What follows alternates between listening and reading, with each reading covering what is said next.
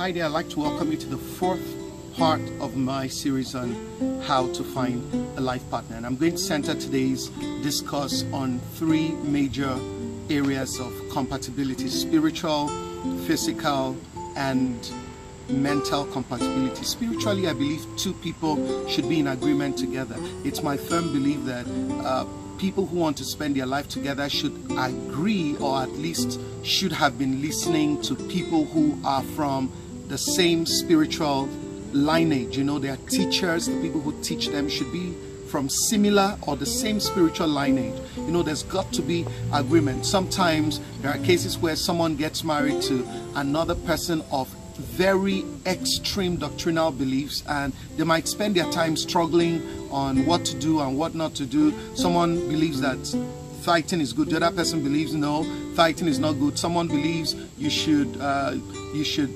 give offerings, the other one thinks no, just maybe once in a while, you know. And then other things like church commitment. There are some people who have issues with the other partner being really committed. There are cases of maybe wife being locked out because she went for a midweek service, or she went to church on Sunday when her husband said she shouldn't go, and so on. It's important to be in agreement concerning all of this. If you love the Lord so very much, make sure that the person who's getting married to you equally loves the Lord enough to encourage you to continue to love the Lord and to improve on your loving the Lord. You know, so things like that.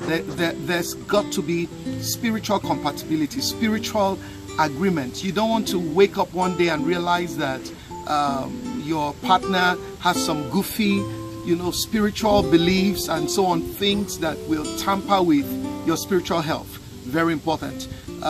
Secondly, physical compatibility. You have to like this person that you're getting married to. After all said and done, the person may possess all the virtues that you want, may be everything that you want, but you've got to make sure that this person physically is someone you can be proud of, you know, someone whose hand you can hold in the public, someone that you're not ashamed of being a partner to.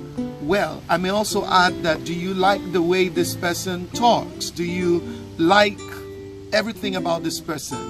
You've got to like this person physically, so you don't want to get married and try to hide your spouse, you know, because you don't want people to know that this is your spouse. You're not proud of this person in the public and so on. That's going to be something not good at all. Or you do not want to live your life fantasizing about being with somebody else, or imagining that your spouse was in a different kind of body, or maybe if she was slimmer, if she was bigger, taller. Come to terms with the fact that this man has got a bald head and you like it like that. Come to the fact that this guy looks just the way he is. He's tall or not so tall, he's short or he's big, he's slender. You must come to terms with it. You know, so that's who you're going to spend your life with. You don't wake up at night and wonder, oh my gosh, how did I get here? Who is this? You know, no. Thirdly, mental compatibility. Your mentalities have got to be in alignment and in agreement. I suggest that you read books. I suggest that before you get married, there are some books that you should share.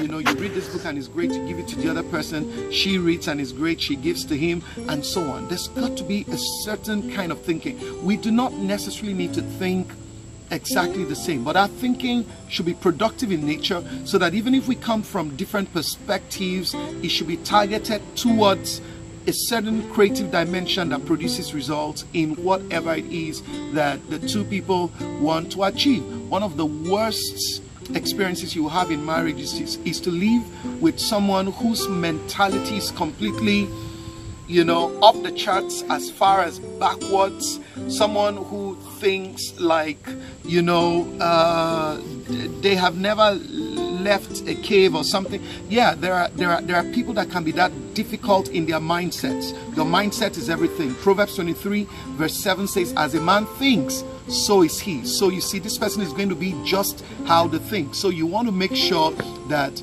their thinking is in alignment with progressiveness. You want to make sure that their thinking looks like someone who's been reading, someone who's enlightened, someone who's exposed, and so on and so forth. I also want to add that socially, there's got to be compatibility.